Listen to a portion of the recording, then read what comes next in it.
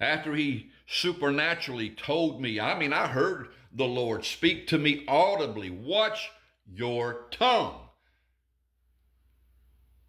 Now I had said, well, I'm going to just say it. I had just said to two friends of mine when they asked me, how are you doing?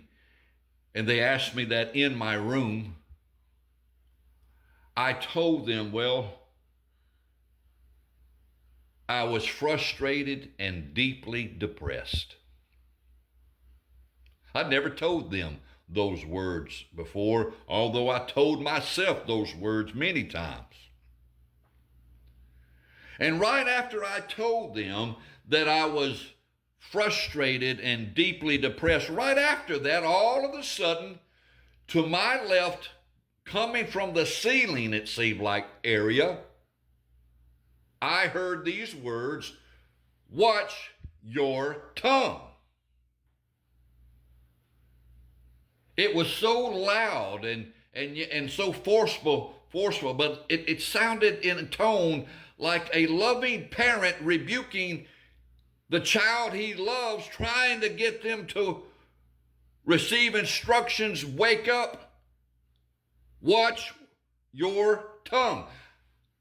I thought everybody in the house and in the room heard it. I asked my friends, did you hear that? They said, hear what? I said, did you not just hear that? And these were my dope smoking buddies, folks. And they said, Dino, you okay? I said, you mean to tell me you didn't just hear that?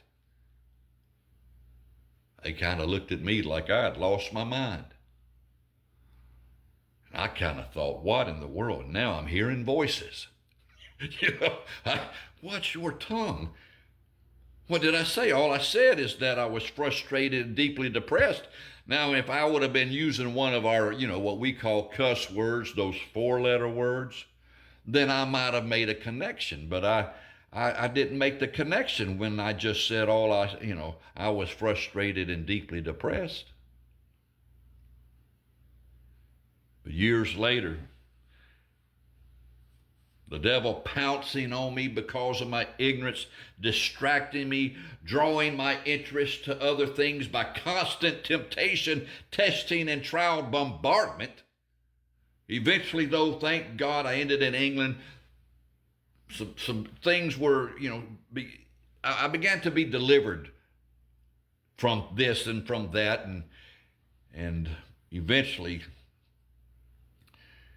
one day at the chapel, I was working the evening shift, and a black congregation was worshiping in the chapel.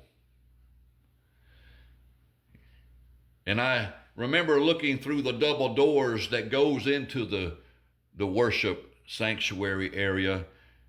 There was two glass windows there, and I saw those people rejoicing. I saw them giving praise to God. I saw them sharing their testimony, and I began to cry as I looked at them. My heart had been through so much with this depression, and I just wept, and I said, Jesus, I wished I could be, constantly happy like them. I wished I could have the joy I had as a child.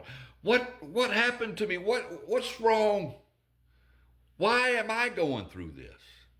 What did I do to deserve this?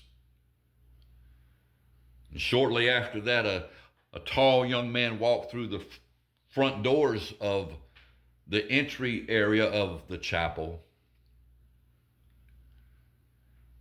And he told me he was new to the base. Do I mind him, checking the Sunday school rooms and the annex and all that out? I said, hey, that's fine. Just don't disturb the worship service. He went and checked out the Sunday school rooms, etc., and he came back. He asked me when he came in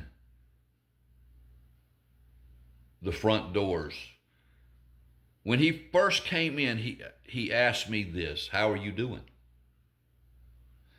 And folks, I was sitting there, I've been looking at that black congregation rejoicing in Jesus, and tears were coming down my eyes, and I thought, oh Lord, he's going to know I've been crying.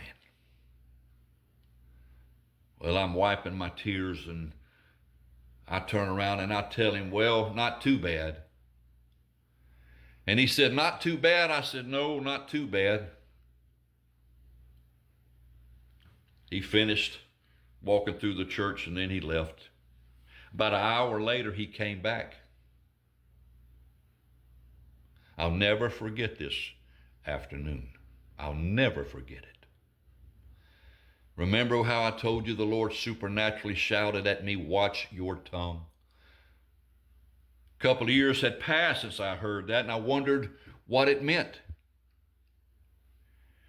Well, that young man had left, and he came back and he said, Dennis, when I left here, the Lord, he inspired me. I felt he told me to go get you this tape, this teaching tape, and you need to listen to it until you understand what's on it.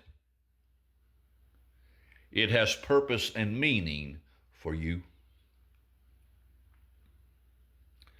I thought, tape? What kind of tape? Boston? Eagles? Leonard Skinner? I mean, I was so dense. I was so carnal in my thinking. My thoughts were at enmity against the light that I needed. Tape. What tape? Well, he put his hand forward and I got it and I looked at it.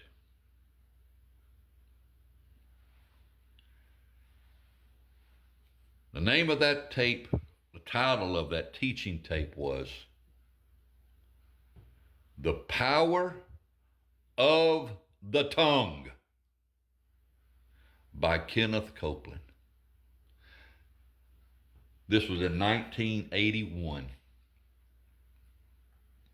The Power of the Tongue by Kenneth Copeland. Now, I didn't really know who Kenneth Copeland was. I knew that name. I could tell by the cartoon kind of picture of the preacher behind the pulpit pointing his finger. I recognized that face. Brother Copeland always had that unique look. And I said, I remember this guy on television at my dad's house. When they would go to church, I'd sit there and watch him.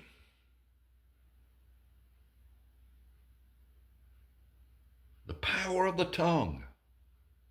And something on the inside kind of just told me, you need this. You need to take the time to listen to this tape. Well, I finished doing my chapel manager duties that evening. The church service ended. I locked the doors to the chapel. I went home and got my tape player. Put that tape in there and I pushed play.